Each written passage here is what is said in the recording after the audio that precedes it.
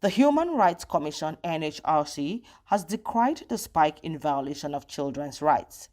This was expressed through Mr. Hilary Ogbonna, Human Rights Advisor to the Executive Secretary of the Commission, at the presentation of the third edition of NHRC dashboard data for the month of March. Now let us look at the human rights core violators in March 2024.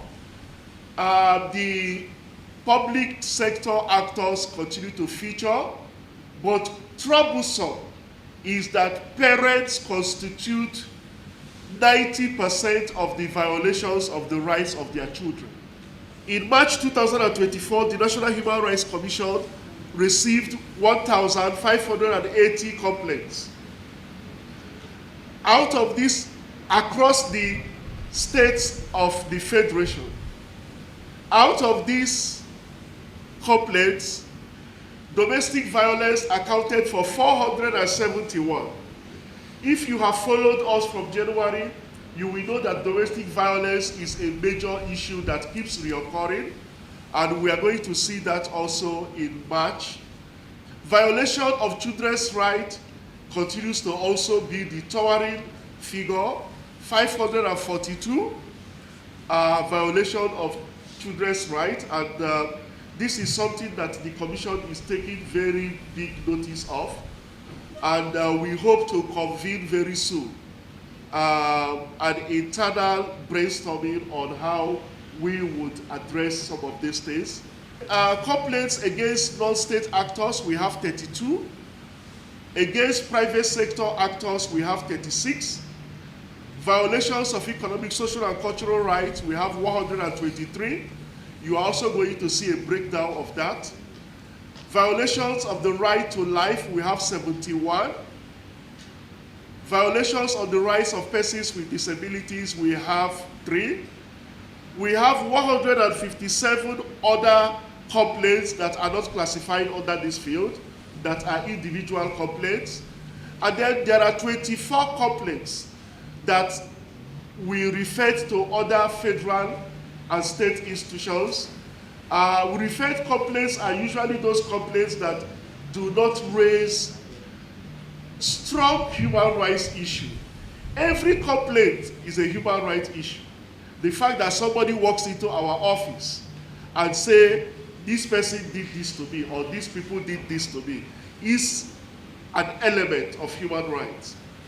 The News Agency of Nigeria, NAN, reports that the dashboard is a monthly analysis and graphical representation of the human rights situation in Nigeria, while the observatory is for monitoring, reporting, and analyzing the human rights violations. NAN also reports that the Commission on February 14 inaugurated the maiden edition of the Human Rights Dashboard and Observatory and presented the reports of January. Earlier, the Executive Secretary of the Commission, Dr. Anthony Ojukwu, SAN, described the report on the violation of children's rights for the month of March as worrisome. We have a duty to protect the most vulnerable in our society, and there can be no greater duty than the protection of children who are mostly exposed to various forms of human rights violations of various forms, ranging from freedom to go to school without being in fear, being able to eat, being able to be clothed, having the opportunity to develop without fear, and also being able to develop all their faculties that are required to be developed at that age. We have the horrible cases of Chibok, to the unheartening stories of Bununyadi. We have the stories of the Dapchi kidnappings, and now to Chikun. And we are really concerned because these attacks on school children violate a plethora of national, regional, and international human rights obligations to which Nigeria is not only a party, but has enacted constitutional and legislative frameworks to protect these rights. While we continue to stand in solidarity with the families of the abducted school children and commend the actions of our armed forces and the security agencies that have secured the release of some of them, we continue to call on governments at all levels to step up its responsibility to protect Nigerian children from nefarious activities of state and non-state actors.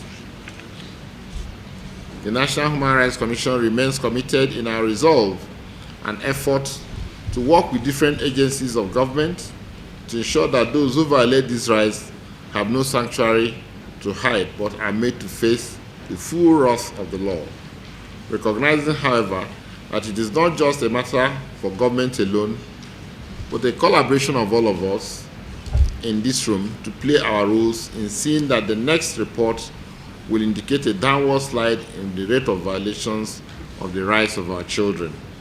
Mrs. Ajowa Kufo, representative of the United Nations Human Rights Resident Officer, commended the Commission for its initiative of presenting the human rights violations in data form.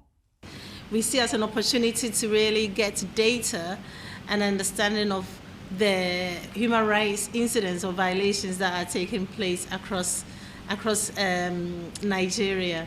And of course, we rely heavily on the National Human Rights Commission for the monitoring, also for verification of these cases. So this is really a very important part of our work that we do.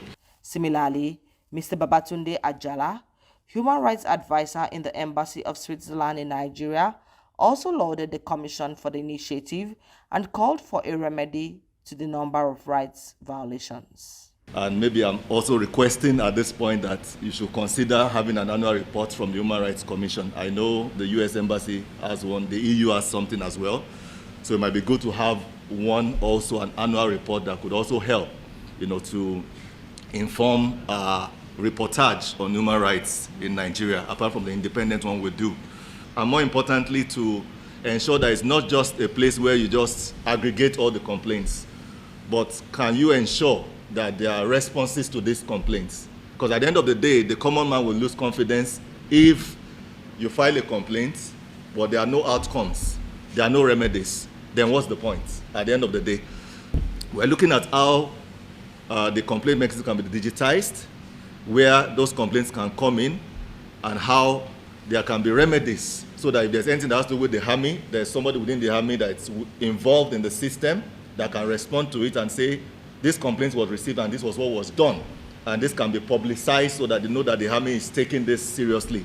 And if it's the police, whether it's the Police Service Commission or whoever is in charge, that can be done. In the same vein, Chino Obiagu, SAN, on behalf of the Nigerian Bar Association, NBA, also called for a remedy to the number of violations. It is also to find out what remedies has been provided and to publicize those remedies. When they are positive, you commend them. When no remedy is provided, you also reflect it. And then you'll be able to say what is the impunity rate, because impunity is about where there's violation and there's no redress. That's impunity. So you're able to measure the rate of impunity in terms of rate of failure to provide redress for violations. And we know in this country a lot of violations, especially against children, are unremedied. So I think it's a good time to begin to raise this issue.